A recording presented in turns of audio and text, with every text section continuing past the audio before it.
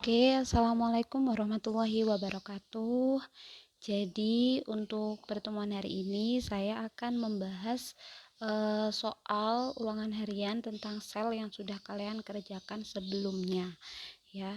Jadi, di sini ya, yang pertama adalah istilah sel disebutkan kali pertama oleh Robert Hooke pada tahun 1665. Istilah sel menurut Robert Hooke tersebut berarti, nah kalau dari ini kan teori ya, jadi menurut Robert Hooke istilah sel itu merupakan arti dari yang namanya ruang kosong. Jadi jawaban yang tepat adalah delta. Kemudian yang nomor 2, membran sel berfungsi sebagai alat yang mengatur zat-zat yang keluar masuk sel, sehingga membran sel dikatakan bersifat. Nah, jelas ini sudah pernah saya sebutkan sebelumnya bahwa sifat dari membran sel adalah selektif permeable. Artinya dia masih menyeleksi zat-zat yang bisa keluar masuk, seperti itu. Kalau impermeable kan tidak bisa dilewati, jadi E itu jelas salah ya. Kemudian nomor 3, sel yang tidak memiliki membran inti sel. Nah, disebut dengan, jawabannya jelas adalah sel prokariot. Nah, jadi sel prokariot itu hanya dimiliki oleh kingdom Monera atau kelompok bakteri. Nah, selain bakteri, berarti protista, fungi, plante, animalia, selnya sudah memiliki membran inti sehingga dinamakan dengan sel eukariot. Nomor 4, perhatikan tabel perbedaan sel hewan dan sel tumbuhan di bawah ini. Pernyataan yang salah adalah, nah kita lihat satu persatu. Yang A, dinding sel hewan tidak punya, sel tumbuhan punya, berarti betul.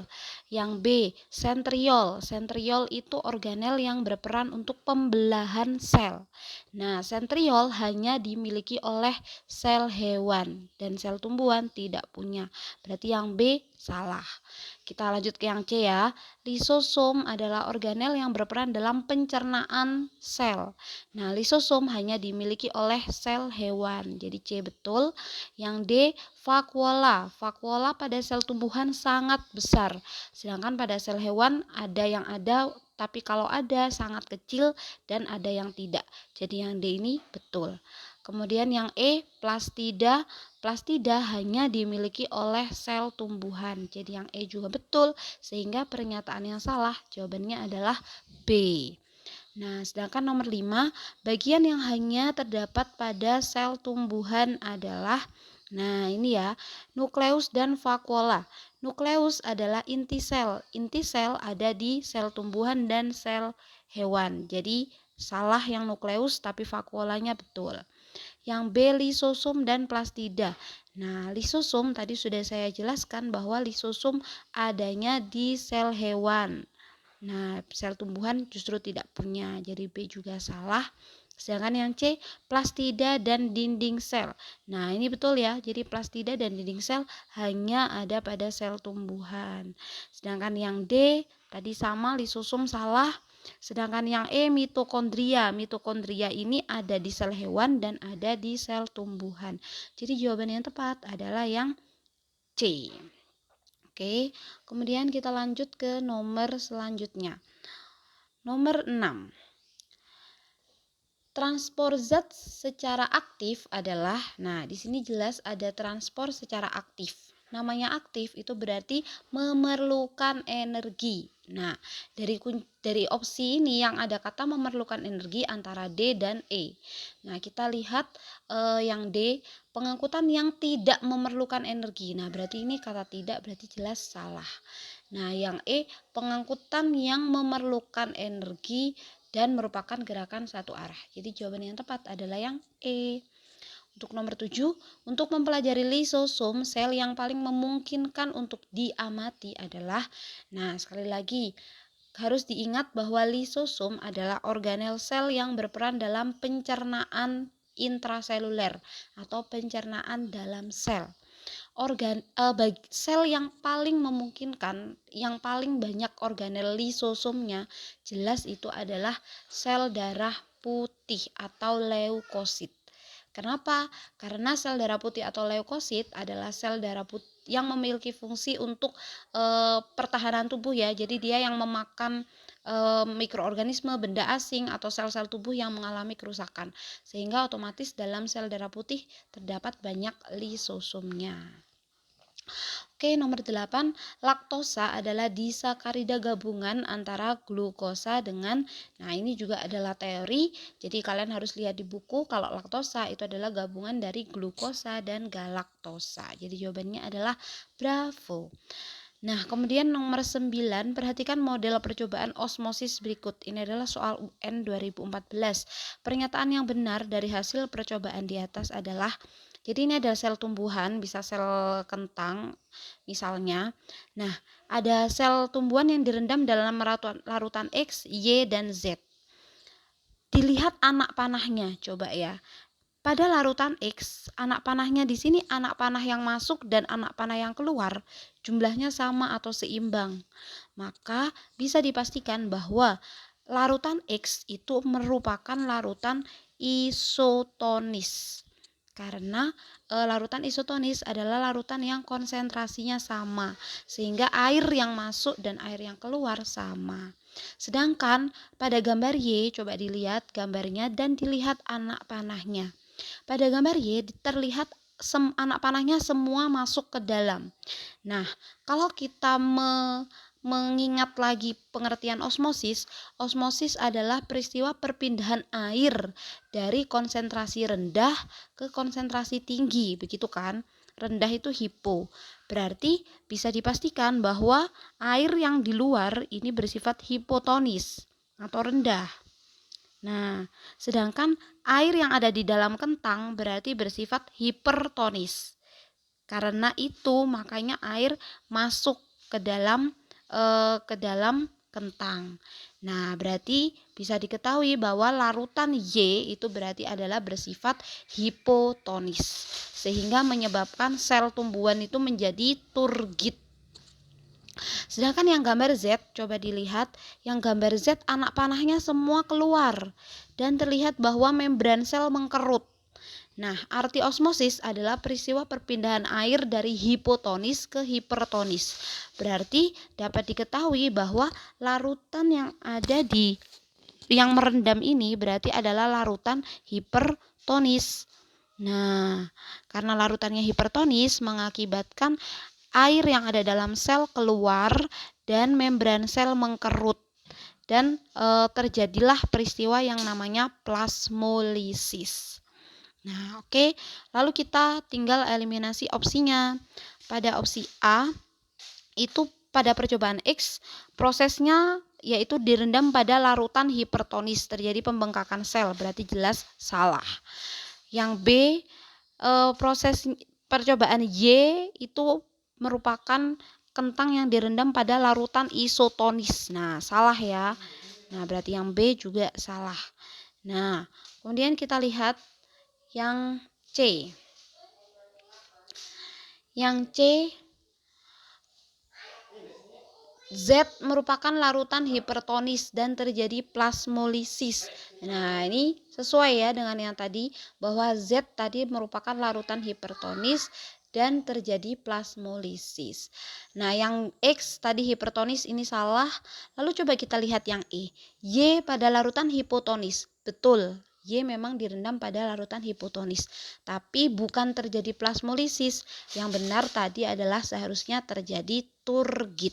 Karena plasmolisis itu adalah peristiwa melepasnya membran sel dari dinding sel akibat sel direndam pada larutan yang hipertonis. Jadi jawaban yang tepat adalah yang C. Oke, selanjutnya yang nomor 10. Setelah 2 hari terjadi perbedaan permukaan larutan yaitu, nah coba dilihat di sini ada Y ini air, ada kentang yang direndam di dalam air, lalu kentangnya itu dilobangi seperti bak, jadi kayak dibuntuk seperti bak, lalu di dalam kentang diisi larutan gula. Nah, dari sini kita bisa menganalisis bahwa air atau Y ini merupakan hipotonis. Nah, kita semua tahu bahwa air itu pasti bersifat hipotonis. Nah, kalau dari peristiwa osmosis, maka kan air akan berpindah dari hipotonis ke hipertonis, ya kan? Nah, sehingga otomatis air atau Y ini pasti akan turun karena diserap oleh umbi kentang. Nah, ya kan? Sedangkan X itu merupakan larutan gula. Berarti X itu bersifat hipertonis. Nah, sehingga kentang ini air dalam sel kentang ini bersifat hipotonis dan larutan X ini akan naik. Kenapa? Karena air dari kentang akan menuju ke larutan gula X. Sehingga jawaban yang tepat adalah Y akan mengalami penurunan dan X akan mengalami kenaikan. Karena apa? Karena X itu merupakan hipertonis dibanding dengan Y.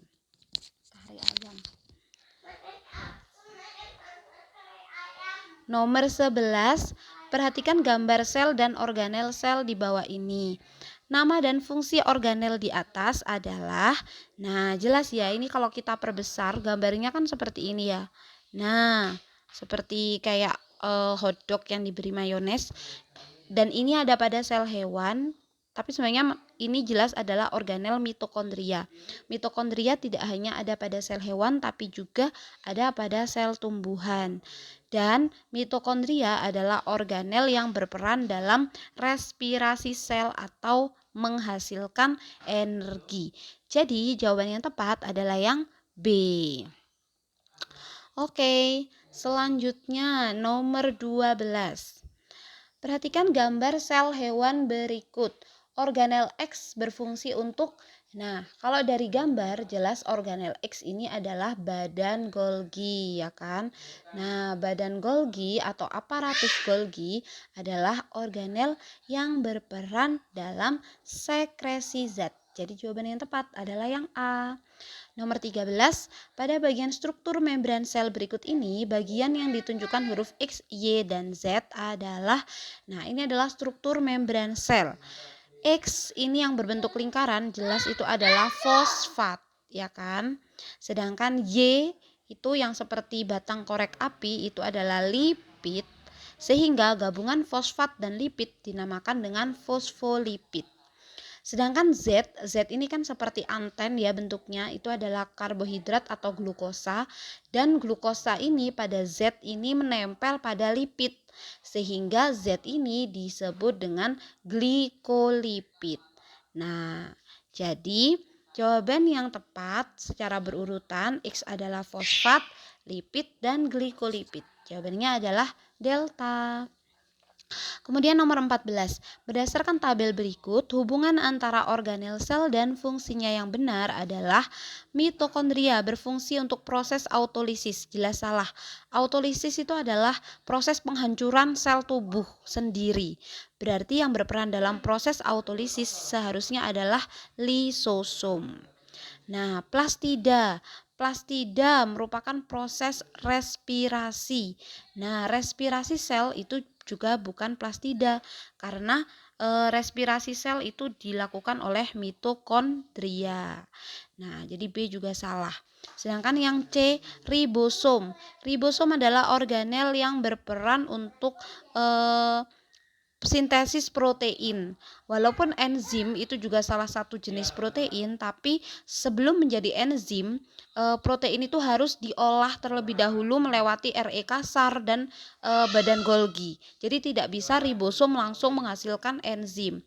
Jadi yang C ini sedikit kurang tepat. Nah, yang lebih tepat yang mana? Jawabannya jelas adalah yang D. Yang D adalah nukleus yang fungsinya untuk mengatur seluruh kegiatan sel. Jadi jawabannya adalah delta. Nah, kemudian nomor 15. Perhatikan gambar membran sel berikut ini. Bagian X dan Y memiliki sifat, nah oke, ingat pada membran sel itu ada yang namanya bersifat hidrofobik dan hidrofilik. Hidrofobik adalah bagian yang takut air. Nah, bagian takut air di sini itu dilakukan pada bagian lipid atau di tengah. Nah, di tengah ini bersifat hidrofobik atau fobia terhadap air. Sedangkan yang bagian fosfat, nah fosfat di samping permukaan-permukaan ini bersifat hidrofilik. Hidrofilik itu artinya tidak takut air. Nah, jadi jawaban yang tepat jelas bahwa X adalah hidrofobik dan Y adalah hidrofilik. Nomor 16, ciri-ciri organel sel. Yang pertama tersusun dari membran rangkap, yang kedua membran dalam melipat-lipat disebut krista, dan yang ketiga banyak terdapat pada sel otot. Nah, maka organel ini berfungsi apa?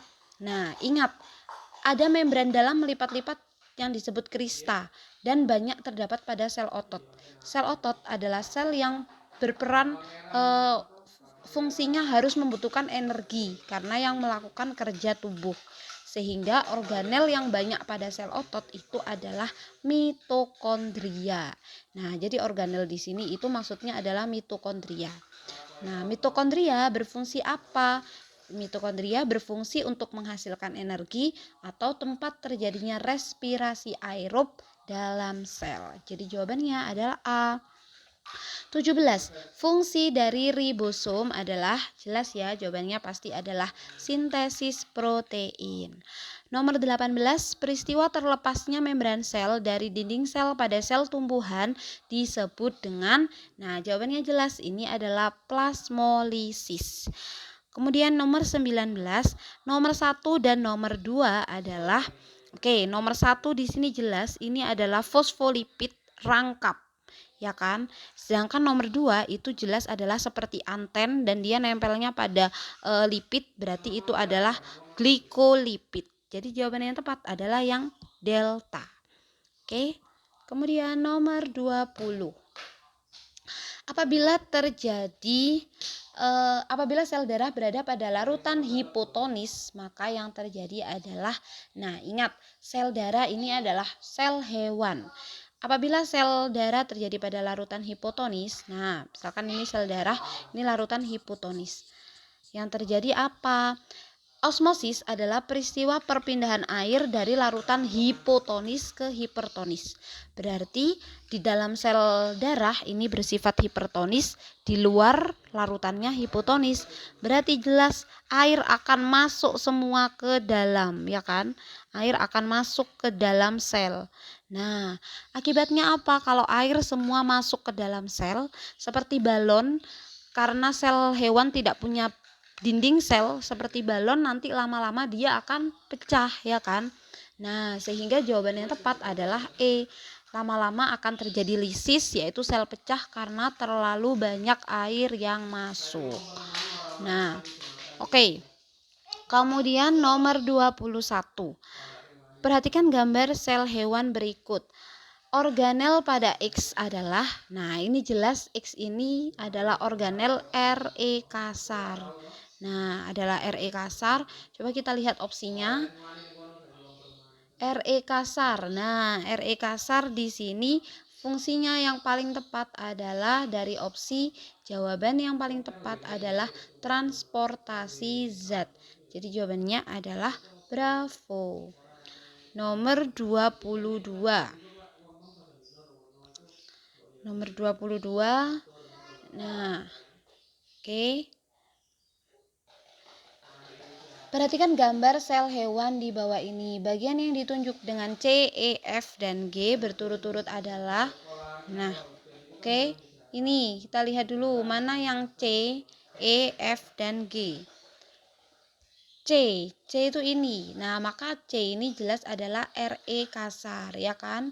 Nah, C ini adalah Re kasar, E ini adalah badan Golgi, F ini jelas adalah mitokondria.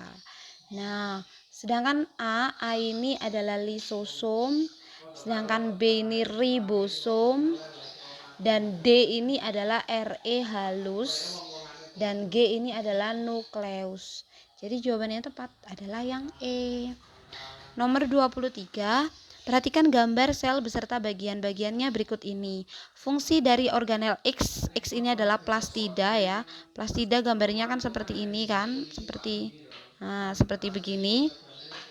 Nah, plastida berfungsi sebagai apa? Pada sel tumbuhan, plastida ini terdapat klorofil yang dinamakan dengan kloroplas. Berarti jelas fungsinya adalah untuk pembentukan karbohidrat atau menghasilkan amilum untuk fotosintesis. Nah, kemudian nomor 24, setelah beberapa jam, perhatikan gambar percobaan transport pasif berikut. Setelah beberapa jam, kemungkinan yang terjadi adalah, nah, bisa dilihat di sini ya, bahwa gambar A ini adalah aquades. Aquades itu apa? Aquades itu adalah air murni. Maka kalau ada air murni atau aquades, sudah pasti A itu adalah bersifat hipotonis. Nah, sedangkan B itu adalah larutan garam 2%. Hipotonis itu kan air murni kan, berarti tidak ada campuran apapun, berarti kan murni 100% air. Sedangkan yang B ini air ditambah garam 2%. Berarti B ini kan lebih bersifat hipertonis atau konsentrasinya lebih tinggi, ya kan? Kalau dari osmosis artinya adalah air berpindah dari hipo ke hiper. Berarti air akan masuk ke dalam potongan kentang sehingga aquades A akan turun sedangkan B akan mengalami kenaikan. Nah, jadi aquades A akan turun karena apa? Karena peristiwa osmosis. Kemudian nomor 25 terakhir, perhatikan gambar sel tumbuhan di bawah ini. Pernyataan yang tepat untuk organel A, B, C adalah, dari sini A jelas dia adalah badan Golgi. Badan Golgi itu di sini opsi A, badan Golgi sebagai tempat pembentukan energi. Nah, salah ya, karena tempat pembentukan energi terjadinya di mitokondria. Yang B adalah vakuola sebagai tempat pigmen dan cadangan makanan. Nah, ini betul untuk fungsinya juga. Sedangkan yang C adalah mitokondria sebagai tempat pembentukan protein. Nah, ini jelas salah. Mitokondria yang mana? Mitokondria itu yang ini. Yang C ini adalah kloroplas. Nah, berarti C ini salah. B adalah sitoplasma, juga salah. C adalah kloroplas, betul. Tapi sebagai tempat pembentukan energi, ini yang salah. Kloroplas adalah sebagai tempat fotosintesis. Jadi jawaban yang tepat nomor 25 adalah B. Nah, oke, jadi itu anak-anak ya pembahasan untuk yang nomor 1 sampai yang nomor 25. Untuk isainya akan saya koreksi sendiri. Silakan dicocokkan.